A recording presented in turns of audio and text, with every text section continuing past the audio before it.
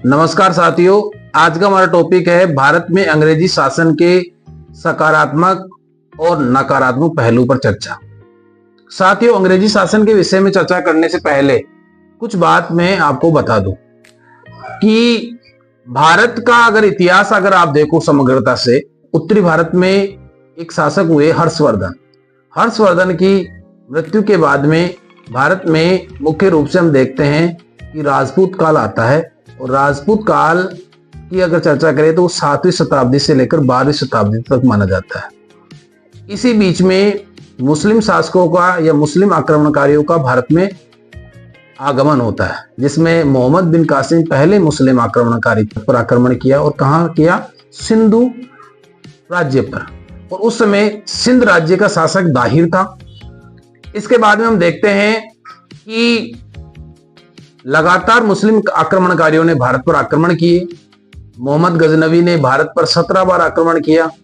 इसमें मुख्य आक्रमण हम माने तो गुजरात में भगवान शिव का जो ज्योतिर्लिंग है सोमनाथ मंदिर, उस पर आक्रमण माना जाता है। इसके बाद में अगर स्थायी रूप से हम शासक माने तो मोहम्मद गोरी के गुलाम कुतुबुद्दीन ऐबक को गुलाम वंश का शासक माना जाता है, या हम देख सकते हैं कि कुतुबुद्दीन ऐबक भारत में स्थायी रूप से भारत का पहला मुस्लिम शासक माना जा सकता है।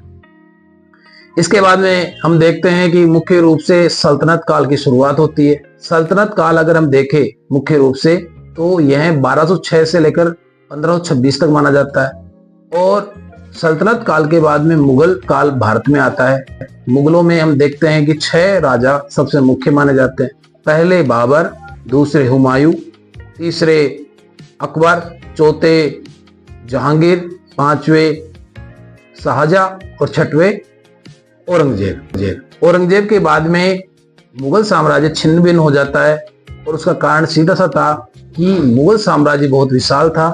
इस औरंगजेब की मृत्यु के बाद में कोई योग्य शासक हुआ नहीं जो इस विशाल मुगल साम्राज्य को संभाल सके। साथ ही हम देखते हैं कि मोहम्मद बिन कासिम से लेकर मुगल काल तक जितने भी शासक हुए उनमें अधिकांश शासकों की प्रवृत्ति रही कि इन भारतीयों को हमें लूटना, जिसमें हम सकारात्मक पहलू को अगर ढूंढे तो सकारात्मक पहलू कम मिलेंगे और नकारात्मक पहलू ज्यादा मिलेंगे। लेकिन हम एक चीज देख सकते हैं कि मुगल काल में जितने भी शासक हुए या सल्तनत काल में जितने भी शासक हुए, उन्होंने अपना धन किसी अन्य देश में नहीं भेजा। साथियों, हाँ, हम कह सकते हैं कि इस दौर में राजतंत्र हावी था, राजाओं की मनमानी इस दौर में चलती थी। और दूसरी बात यह भी थी कि राजा जो कहता था वही फाइनल होता था। कुल मिला के राजा की आज्ञा ही संविधान था, राजा की आज्ञा ही सबसे बड़ा फैसला था, और राजा की आज्ञा को ही सर्वे सर्वा माना जाता था। प्राचीन काल में हम देखते हैं देवीय सिद्धांत, तो इन दोनों सल्तनत काल हो चाहे मुगल काल हो, इन दोनों काल में राजा का देवीय सिद्धांत प्रत्यक्ष रूप से लागू था, यानी कि राजा जो कहता था वही लागू होता था। साथियों, मुगल काल के दौरान हम देखते हैं कि 1600 ईस्वी में ईस्ट इंडिया कंपनी की स्थापना हो जाती है, और 1600 ईस्वी में भारत में मुगल बादशाह अकबर था। इसके बाद हम देखते हैं कि 1608 ईस्वी में मुख्य रूप से अंग्रेज भारत में ईस्ट इंडिया कंपनी के प्रतिनिधि बनकर भारत में पहली बार आते हैं। साथ ही अंग्रेजों ने इस दौरान देखते हैं कि पहला कारखाना सूरत में स्थापित किया था, और सूरत गुजरात में है। साथ ही अगर हम देखें तो पहला अंग्रेज व्यक्ति जिसका नाम थॉमस स्टेफेंस था, वह भारत में 1579 को भारत का एक छोटा राज्य है गोवा में वह पहुंचा था। इसके बाद में हम देखें कि 24 अगस्त 1608 ईस्वी को अंग्रेजी या इंग्लैंड के राजा जेम्स प्रथम के राजदूत के रूप में सर टॉमस रो सूरत पधारे थे। तो यह व्यक्ति जहांगीर से पर्सनली मिलता है, और उस मुलाकात के दौरान यह व्यक्ति बादशाह है, जहांगीर को बहुत सारे तोहफे देता है, और तोहफे देने के बाद में जहांगीर उससे बहुत प्रसन्न होता है। और 1608 ईस्वी यानी कि 24 अगस्त 1608 ईस्वी को जब यह भारत में आता है तो भारत के बादशाह है, या हम कह सकते हैं मुगल बादशाह है, जहांगीर से इसकी मुलाकात होती है। जब यह तोहफे उसको देखता है या तोहफों को देखता है तो ये बहुत प्रसन्न होता है, और अंग्रेजों को भारत में या सूरत में पहला कारखाना विधिवत चलाने की अनुमति दे देता है। साथियों, इसके बाद में हम देखते हैं कि अंग्रेजों ने मुख्य रूप से बंगाल पर आक्रमण किया या बंगाल पर सर्वप्रथम अपने साम्राज्य का विस्तार किया।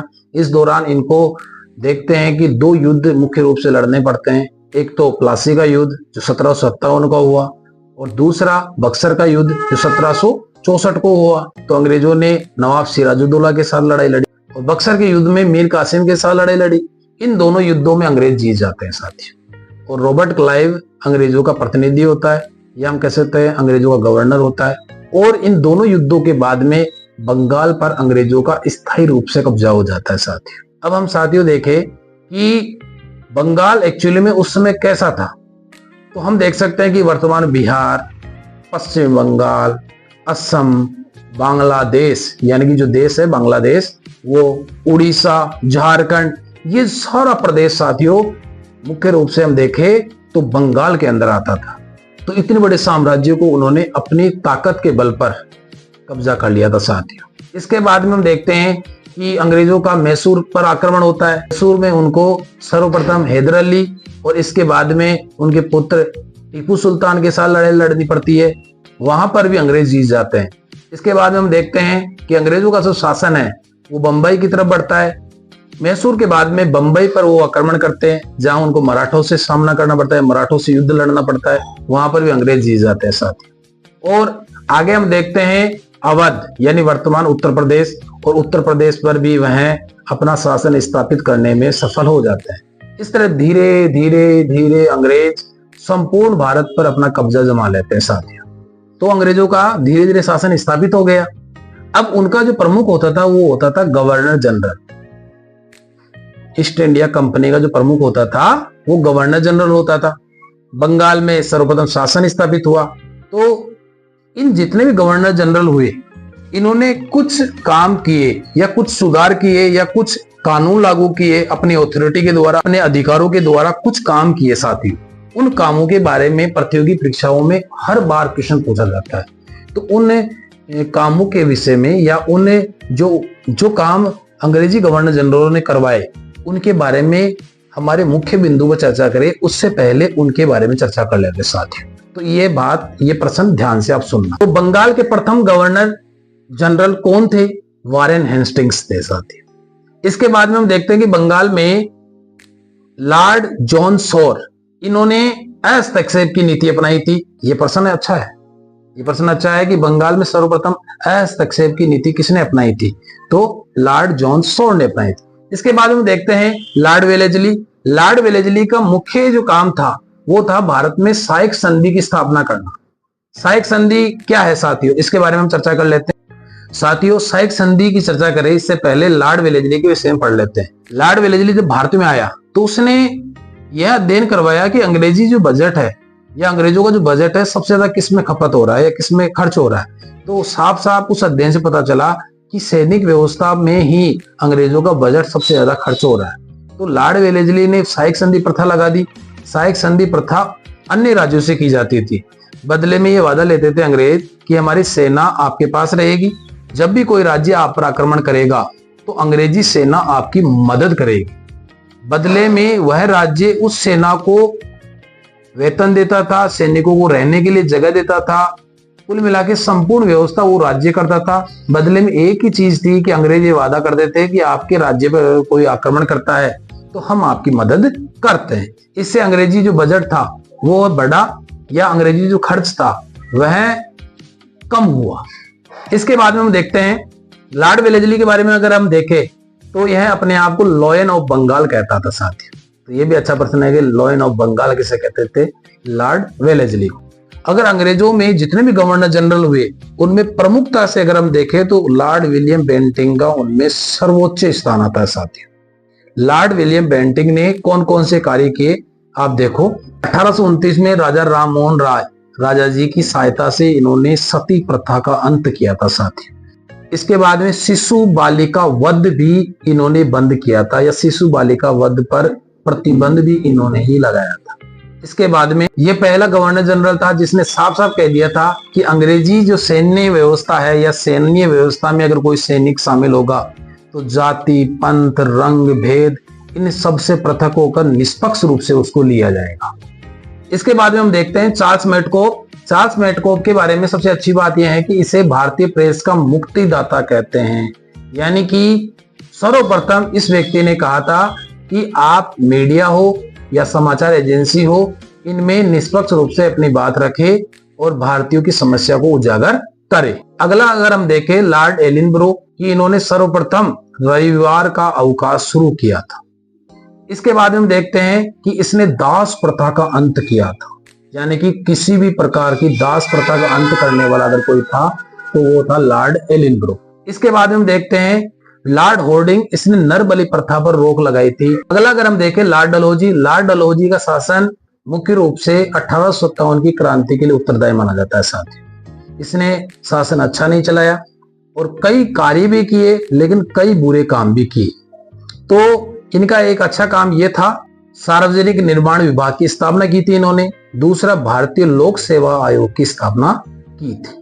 इसके अलावा हम देखते हैं कि इनकी जो विलय नीति थी या गोद निषेध प्रथा थी, यह भारत में 1857 की क्रांति का एक कारण माना जाता है। अगला अगर हम देखें लॉर्ड कैनिंग, तो लॉर्ड कैनिंग के बारे में हम देखें तो इनके समय 1857 की क्रांति हुई थी साथी, और यह भारत के अंतिम गवर्नर जनरल माने जाते हैं और प्रथम वाइसराय माने जाते हैं, क्योंकि 1857 की क्रांति के बाद में ईस्ट इंडिया कंपनी का शासन समाप्त हो गया था और ब्रिटिश महारानी या ब्रिटिश क्राउन के अंतर्गत भारत का शासन शुरू हो गया था। ब्रिटिश क्राउन का जो प्रतिनिधि था वो वाइसराय होता था। तो प्रथम वाइसराय कौन थे? Lord Canning. इन्होंने ईश्वर चंद्र विद्यासागर जो समाज सुधारक हुए हैं, उनकी सहायता से भारत में विधवा पुनर्विवाह शुरू किया था साथियों। प्रतियोगी परीक्षा से संबंधित एक प्रश्न और देखने को मिलता है लॉर्ड कैनिंग के समय कि इन्होंने मुगल साम्राज्य का अंत कर दिया था साथियों। अगला प्रश्न हम देखते हैं, लॉर्ड मेयो ने अजमेर में मेयो कॉलेज की स्थापना की थी साथियों। लॉर्ड मेयो ने 1872 में प्रथम बार जनगणना शुरू की थी साथियों। हालांकि हम देखते हैं कि यह जनगणना अस्थायी रूप से की गई थी, कुछ क्षेत्रों में की गई थी, तो स्थायी रूप से हम नहीं मान सकते, लेकिन जनगणना की शुरुआत किसने की थी? लॉर्ड मेयो ने।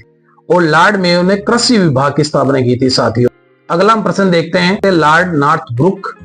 लॉर्ड नॉर्थब्रुक के बारे में एक अच्छा प्रश्न देखने को मिलता है कि इनके समय पंजाब में एक कूका आंदोलन हुआ था और इनके समय में स्वेज नहर की शुरुआत हुई थी। स्वेज नहर का मतलब समझते हो आप कि वह नहर जो भूमध्य सागर और अरब सागर को जोड़ती है, क्योंकि अंग्रेजी जहाज अटलांटिक महासागर से घूमकर दक्षिण अफ्रीका या अफ्रीका महाद्वीप के नीचे से होते हुए इंडोनेशिया के आसपास होते हुए अंग्रेजी जहाज भारत में पहुंचते थे। लेकिन अब डायरेक्ट हम देखते हैं कि सऊदी अरब के आसपास होते हुए अंग्रेजी जहाज आसानी से भारत में पहुंच जाते थे। अगला हम प्रश्न देखते हैं लॉर्ड लिटन के बारे में। लॉर्ड लिटन के बारे में हम देखें तो इनके समय भारतीय शस्त्र अधिनियम पास हुआ था साथियों।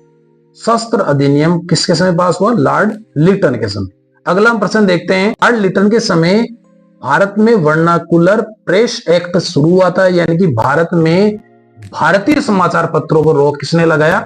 लॉर्ड लिटन ने। और हम कह सकते हैं कि इस समय भारतीय मीडिया का काला समय माना जाता है, ब्लैक टाइम माना जाता है। अगला हम प्रश्न देखते हैं लॉर्ड रिपन के समय।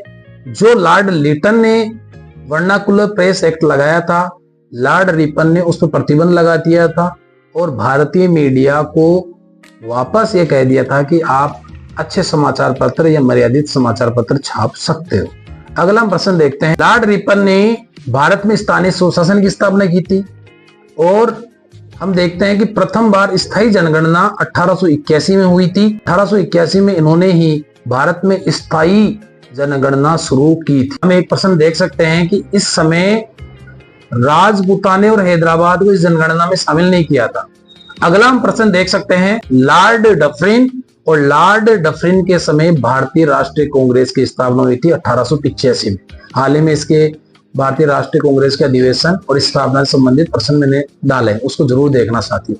अगला हम प्रश्न देखते हैं लॉर्ड लैंसडाउन। लॉर्ड लैंसडाउन के बारे में हम देखते हैं कि भारत अफगानिस्तान की जो सीमा थी डूरंड रेखा, इस डूरंड रेखा का निर्धारण इन्हीं के समय हुआ था। अगला प्रश्न हम देखते हैं लॉर्ड कर्जन। लॉर्ड कर्जन के बारे में हम देखते हैं कि इनके समय में 1805 को बंगाल का विभाजन हुआ था और इनके समय विश्वविद्यालय अधिनियम पास हुआ था और भारत में विक्टोरिया मेमोरियल की स्थापना भी इनके द्वारा की गई थी। यानी वर्तमान में भारतीय संसद है, इससे पहले कलकत्ता हमारी राजधानी हुआ करती थी और कलकत्ता में हमारी संसद का नाम विक्टोरिया मेमोरियल था। तो विक्टोरिया मेमोरियल की स्थापना किसके समय हुई? लॉर्ड कर्जन के समय। के बाद हम देखते हैं लॉर्ड मिंटो के समय मुस्लिम लीग की स्थापना हुई थी 1906 को, और 1907 को इनके समय में कांग्रेस का विभाजन हो गया था नरम दल और गरम दल के विषय। अगला प्रश्न हम देखते हैं लॉर्ड हार्डिंग के समय ब्रिटिश महाराजा जॉर्ज पंचम भारत में आते हैं, और जॉर्ज पंचम के भारत में आने पर भारत में एक दिल्ली दरबार सजाया गया था। दिल्ली दरबार के दौरान एक डिसीजन हुआ था कि भारत में अब राजधानी कलकत्ता नहीं होगी, राजधानी कौन सी होगी? दिल्ली होगी। तो दिल्ली में जॉर्ज पंचम या लॉर्ड हार्डिंग के समय भारत में दिल्ली भारत की राजधानी बनाई गई थी। अगला प्रश्न हम देखते हैं लॉर्ड हार्डिंग के समय ब्रिटिश महाराजा जॉर्ज पंचम भारत में आते हैं, और जॉर्ज पंचम के भारत में आने पर भारत में एक दिल्ली दरबार सजाया गया था। दिल्ली दरबार के दौरान एक डिसीजन हुआ था कि भारत में अब राजधानी कलकत्ता नहीं होगी, राजधानी कौन सी होगी? दिल्ली होगी। तो दिल्ली में जॉर्ज पंचम या लॉर्ड हार्डिंग के समय भारत में दिल्ली भारत की राजधानी बनाई गई थी। अगला प्रश्न हम देखते हैं लॉर्ड चैम्सफोर्ड के बारे में। लॉर्ड चैम्सफोर्ड के बारे में एक अच्छा प्रश्न है कि कांग्रेस जो विभाजित हो गई थी वह वापस संयुक्त हो गई थी, यानी 1916 को कांग्रेस विभाजन रद्द हो गया था। कांग्रेस जो नरम दल और गरम दल में विभाजित हो गई थी वो एक हो चुकी थी। अगला प्रश्न है लॉर्ड हार्डिंग के समय हम देखते हैं कि स्वराज पार्टी की स्थापना होती है, और स्वराज पार्टी की स्थापना किन्होंने की थी? चित्तरंजन दास जी ने और मोतीलाल नेहरू जी के द्वारा। अगला प्रश्न हम देखते हैं लॉर्ड इरविन के बारे में। 1929 में कांग्रेस का लाहौर अधिवेशन आयोजित होता है, और इसके अध्यक्ष थे पंडित जवाहरलाल नेहरू जी, और 26 जनवरी 1930 को पूर्ण स्वराज्य की मांग की गई थी। इसी वजह से 26 जनवरी को हमारा संविधान लागू किया गया। अगला प्रश्न हम देखते हैं लॉर्ड वेलिंगटन। इन्होंने सांप्रदायिक पंचायत की घोषणा की थी साथियों, और भारत शासन अधिनियम 1935 भी इनके समय में आया था। 1935 का भारत शासन अधिनियम इसलिए महत्वपूर्ण है क्योंकि इसे भारतीय संविधान की नींव कहा जाता है, क्योंकि अधिकांश प्रावधान इसी से लिए गए। अगले गवर्नर जनरल की चर्चा करें तो लॉर्ड लिन लिथगो आते इसमें। लॉर्ड लिन लिथगो के समय अगस्त प्रस्ताव भारत में आया था, और इन्हीं के समय क्रिप्स मिशन भी भारत आया था। अगले गवर्नर जनरल के बारे में चर्चा करें तो लॉर्ड वेवेल आते हैं। लॉर्ड वेवेल के समय हमें सोचना पड़ेगा कि ब्रिटिश क्राउन के द्वारा, ब्रिटिश महारानी के द्वारा ये घोषणा कर दी थी कि जून 1948 को भारत को आजाद कर दिया जाएगा। इसके अलावा लॉर्ड वेवेल के समय हम देखते हैं कि कैबिनेट मिशन भी भारत में आया था। कैबिनेट मिशन साथियों वही है जिसके तहत संविधान सभा की घोषणा की गई थी। संविधान सभा इसी के द्वारा या इसी के तहत निर्मित की गई थी, और संविधान सभा के द्वारा ही भारत का संविधान बनाया गया था। लॉर्ड वेवेल के बाद में लॉर्ड माउंटबेटन आते हैं। लॉर्ड माउंटबेटन के बारे में हम देखें तो एक अच्छा क्वेश्चन देखने मिलता है कि इनके समय भारत आजाद हुआ था। 15 अगस्त 1947 को जब देश आजाद हुआ तब अंग्रेजी गवर्नर जनरल कौन थे? लॉर्ड माउंटबेटन ही थे साथियों। अब गवर्नर जनरल्स की हमने चर्चा कर ली, वाइसरायज की हम चर्चा कर ली। अब हमारे मुख्य बिंदु पे आते हैं कि अंग्रेजी शासन के सकारात्मक और नकारात्मक पहलू पर चर्चा करना। साथियों, अंग्रेजी शासन के भारत में सकारात्मक पहलू भी हमें देखने को मिलते हैं और नकारात्मक पहलू भी हमें देखने को मिलते हैं। साथियों, मैंने शुरुआत में बताया था कि भारत में जब अंग्रेज आए इससे पहले मुगलों का शासन भारत में था, और मुगलों का जो शासन था पूर्ण रूप से साम्राज्यवादी तो था ही, इसके अलावा इस्लामिक शासन भी कहलाता है साथियों। अतः मुगल साम्राज्य के बाद में अंग्रेजी शासन भारत में देखने को मिलता है, और लंबा शासन अंग्रेजों का रहा। तो इसके दौरान हम देखते हैं कि कुछ सकारात्मक पहलू भी अंग्रेजों की भारत में। तो सकारात्मक पहलू पर अगर हम चर्चा करें तो अंग्रेजों ने हमारे भारत पर जब शासन किया तो उन्होंने संस्थाओं की स्थापना की। इसके अलावा हम देख सकते हैं कि उन्होंने न्यायालयों की स्थापना की। इसके अलावा हम देख सकते हैं कि अंग्रेजों ने हमारे भारत में रेलवेज की स्थापना की, क्योंकि जब अंग्रेज भारत में आए तो उसी दौरान हम देखते हैं कि इंग्लैंड में या यूरोप में औद्योगिक क्रांति की शुरुआत हो चुकी थी साथियों। वहां पर भाप के इंजन की खोज हो चुकी थी, मोटर गाड़ियां वहां चल रही थी। तो जब अंग्रेज भारत में आए तो उन्होंने इस आधुनिकीकरण को भारत में लाने का प्रयास किया साथियों। इसके अलावा हम देख सकते हैं कि वहां पर कल कारखाने या कारखानों की स्थापना हो चुकी थी, तो अंग्रेजों ने धीरे धीरे भारत में कारखाने स्थापित किए, मिल की स्थापना की, सूती वस्त्र मिल्स की स्थापना की, और हम देखते हैं कि धीरे धीरे अंग्रेजों ने हमारे भारत में कई प्रकार के सुधार किए साथियों। इसके अलावा अंग्रेज जब भारत में आए तो सती प्रथा, बाल विवाह, कन्यावध, इसके अलावा डाकण प्रथा, इसके अलावा नरबलि प्रथा, पशु बलि प्रथा, इसके अलावा बालिका विवाह या बाल विवाह। इसके अलावा हम देखते हैं कि अंग्रेज जब भारत में आए तो उस समय मुख्य रूप से छुआछूत और आडंबर सबसे ज्यादा फैला हुआ था साथियों। इन सभी कुरीतियों को हटाने में अंग्रेजों का योगदान हम महत्वपूर्ण मानते हैं साथियों। जो सती प्रथा है तो राजा राम मोहन राय जी की सहायता से 1829 में लॉर्ड विलियम बेंटिंक ने प्रतिबंध लगाया था साथियों। इसके अलावा बालिका वध पर प्रतिबंध लगाया, इसके अलावा बाल विवाह पर प्रतिबंध लगाया, इसके अलावा नरबली प्रथा पर प्रतिबंध लगाया, दास प्रथा पर प्रतिबंध लगाया। कई प्रकार की समस्याएं थी, विधवा पुनर्विवाह चालू करवाया साथियों। इसके अलावा हम देखते हैं आर्थिक सुधार भी अंग्रेजों ने किए। और हमने देखा कि अभी गवर्नर जनरल के बारे में हम चर्चा की, तो गवर्नर जनरल जितने भी प्रशासक हुए उन्होंने भारत में कई प्रकार के सुधार करवाए साथियों। तो अंग्रेजों का ये सकारात्मक पहलू था कि इन्होंने हमारे भारत में कई प्रकार के सुधार करवाए। नकारात्मक पहलू में हम पहली चीज देखें तो सबसे बड़ी बात है आर्थिक लूट। अंग्रेजों ने हमें आर्थिक रूप से लूटा साथियों। यानी हमारा जो कच्चा माल था, कपास था, गन्ना था, इसके अलावा और भी कच्चे माल को यहाँ से लेके गए, जहाजों के द्वारा यूरोप ले गए और वहां पर उस कच्चे माल से तैयार माल पूरी दुनिया में गया साथियों। यानी हमारे कच्चे माल को उन्होंने अपने विकास के लिए काम में लिया साथियों। इसके अलावा हम देखते हैं नस्लीय भेदभाव। अंग्रेजों का सबसे बड़ा नकारात्मक पहलू ये देखने मिलता है नस्लीय भेदभाव साथियों। अंग्रेज अपने आप को या गोरे लोगों को उच्च श्रेणी का मानते थे और काले लोगों को हमेशा नीच श्रेणी का मानते थे साथियों। इसके अलावा अंग्रेज राजाओं से मित्रता रखते थे, गरीब और कम वर्ग के लोगों से वह दूरी बनाए रखते थे, ये भी उनका नकारात्मक पहलू था। इसके अलावा हम देखते हैं मानवाधिकार और हिंसा। यानी कि अंग्रेजों ने मानवाधिकार हमारे छीन लिए थे। जीवन जीने का जो सबसे बड़ा अधिकार था उसी को अंग्रेजों ने हमें से छीन लिया था साथियों। इसके अलावा हिंसा उनके समय बढ़ गई थी, कई बड़े युद्ध भी लड़े गए और निर्दोष लोगों को उन्होंने जेल में डाला, काले पानी की सजा सुनाई, क्रांतिकारियों को उन्होंने फांसी भी लटकाया। ये अंग्रेजों का सबसे बड़ा नकारात्मक पहलू था साथियों। इसके अलावा हम देखते हैं राजनीतिक दमन। अंग्रेजों ने हमारे देश में राजनीतिक दमन किया साथियों। यानी उच्च पदों पर स्वयं ही आसीन रहे, कभी भी उच्च पदों पर हम भारतीयों को नहीं लगाया साथियों। इसके अलावा हम देखते हैं फूट डालो राज करो और धार्मिक बंटवारा अंग्रेजों का एक सबसे बड़ा नकारात्मक पहलू माना जाता है साथियों। भारत में जब अंग्रेज आए तो उन्होंने ये देखा कि भारत में हिंदू मुस्लिम दोनों मिलकर रहते हैं, अतः इन दोनों ताकतों को बांटने का काम किया जाए। अतः उन्होंने धार्मिक रूप से हमें बांटा और फूट डालो राज करो की नीति को वह धरातल पर लेके आए और देश को बांटने का काम किया साथियों। इसके अलावा हम देखते हैं कि राजाओं से उन्होंने मित्रता की और हमारे जो क्रांतिकारी थे, हमारे जो राष्ट्रभक्त थे, उनको उन्होंने फांसी पे लटकाया, उन्होंने उनको जेल में डाल दिया, उनको काले पानी की सजा सुनाई। ये भी अंग्रेजों का एक नकारात्मक पहलू था साथियों। क्योंकि हमारे क्रांतिकारी कोई गुनाह थोड़ी कर रहे थे, वो तो ये कह रहे थे कि आप हमारे देश में कर क्या रहे हो, क्योंकि ये देश हमारा है और इस देश को हम ही चलाएंगे साथियों। उनका कोई गुनाह नहीं था।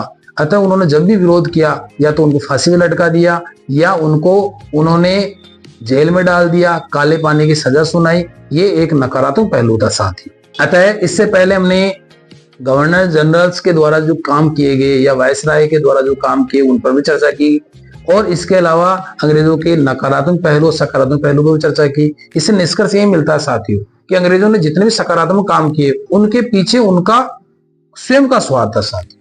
जैसे आर्थिक विकास किया तो उनका यही था कि रेलवेज की स्थापना कर दो, कच्चे माल को लाओ और कच्चे माल को बंदरगाह तक पहुंचाओ, जहाजों के द्वारा इंग्लैंड में पहुंचा दो। इसके अलावा उन्होंने कारखानों की स्थापना की, मिल्स की स्थापना की। तो किसके लिए? ताकि अपने देश का या अपने यूरोप का विकास हो सके साथियों। इसके अलावा हम देखते हैं कि उन्होंने गरीबों पर अत्याचार किए और अमीर और राजाओं से मित्रता की साथियों। अगर अंग्रेजों के पूरे शासन को अगर देखें, वास्तव में यह शासन एक स्वार्थ से भरा हुआ था।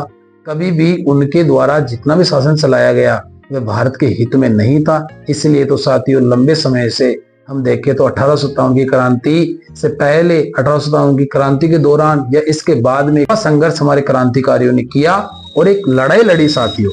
लड़ाई लड़ने के दौरान हम लोगों ने बड़े बड़े आंदोलन किए, बड़ी बड़ी क्रांतियां की, बड़े बड़े विद्रोह किए, तभी अंग्रेज हमारे देश से यहाँ से चले गए। क्योंकि हमारे क्रांतिकारी और राष्ट्रभक्त समझ गए थे कि अंग्रेजों का शासन हमारे देश के लिए सही नहीं है, इसलिए उन्होंने अंग्रेजों का लगातार विरोध किया। अतः हम देखते हैं साथियों कि अंग्रेजों के सकारात्मक पहलू और नकारात्मक पहलू पर अगर अब चर्चा करें तो अंग्रेजों के नकारात्मक पहलू हमें ज्यादा देखने को मिलते हैं साथियों। अतः साथियों इस टॉपिक को पूरा देखना, और इसमें आपको कई प्रतियोगी परीक्षा से संबंधित महत्वपूर्ण प्रश्न तो देखने को मिलते ही है, इसके अलावा अंग्रेजी शासन की महत्वपूर्ण जानकारी भी आपको देखने को मिलेगी साथियों। आशा करता हूं कि मेरे द्वारा दी गई जानकारी आपको अच्छी लगी है, इसलिए मेरे YouTube चैनल को आप लाइक करें, सब्सक्राइब करें और शेयर करें साथियों। धन्यवाद साथियों।